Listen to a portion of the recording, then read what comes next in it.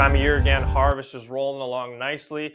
Guys are getting into the decision making process of whether or not to pay commercial storage or to sell and re-own. That's what we're going to cover again here today. We're going to use the soybean market this time.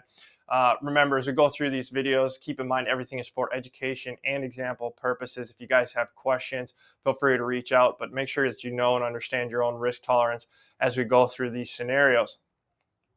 So, like we said, we've got to get this first established. If you're going to pay commercial storage, it's going to run you 30 cents to January 1st. Then it's going to run you 5 cents a month after that. So, if we're going to commit to storing our beans commercially until March, it's going to cost us 40 cents. That is our budget. No futures right now today, 10.20. You've got March 25 at 10.50. There's about 30 cents of carry in this market.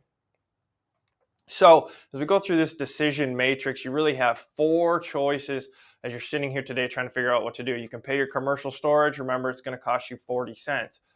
You could sell cash to take the NOV 1020 price and buy a March 1060 call for that same 40 cents. You could sell cash, get the NOV 1020 price, and you could do a call spread buying the March 1040 and say sell the 1140. It's going to run you about 34 cents. Or you could sell cash at NOV 20, call it good enough, and not worry about re-owning at all. So if we go with the sell cash and buy a March call, this is what we're looking at. You're going to sell at 1020 on the NOV. You're going to go to the board. You're going to buy a 1060 call for 40 cents. Your max loss is now 40 cents. You've set a floor price on the market by transferring the risk into this fixed risk call position. Now you can either trade around the premium. If the market goes up, your premium will fluctuate, or you take whatever the March futures price is less 40 cents, and that's where you can figure out what your potential upside is. Now, if we go on a call spread strategy, you're going to do the same thing. You're going to sell NOV at 1020. You're going to go out and buy a March 1040 call for 50 cents.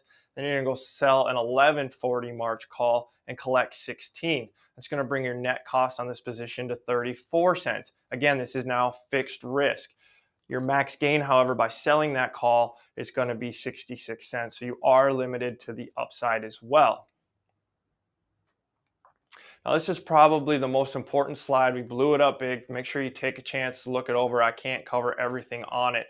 But at the end of the day, what we really need to avoid is doing this scenario where if March futures at the end of February at option expiration are at $9 and you're paying commercial storage, you're looking at an $8.60 price. That's going to be a tough pill to swallow.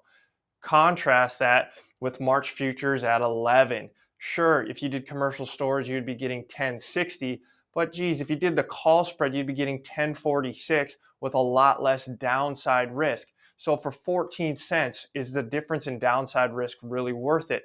That's what you got to ask yourself. Now, again, take a minute, look this over. As you can see, when you get these calls positions in place, you've got fixed risk, and that's really what's important.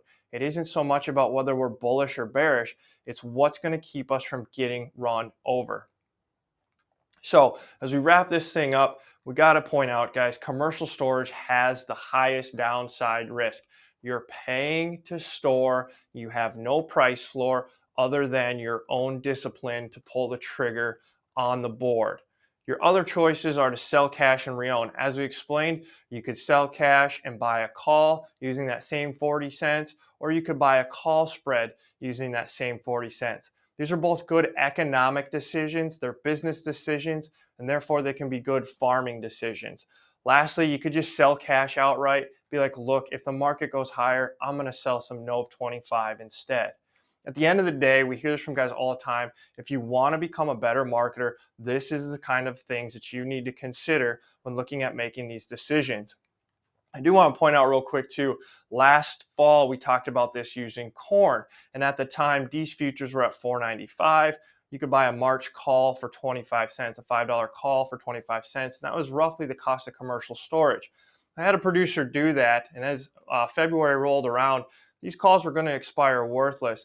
I had to talk to that producer, and I got to tell you, I was a little concerned. I thought he was going to be pretty upset with me, but in fact, he was actually rather happy because by doing that strategy, although he lost his 25 cents, his net floor price on his corn was $4.70 compared to the front month board price that day of around $4.15.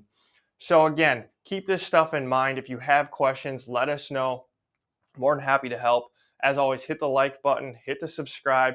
We always enjoy making this content for you guys.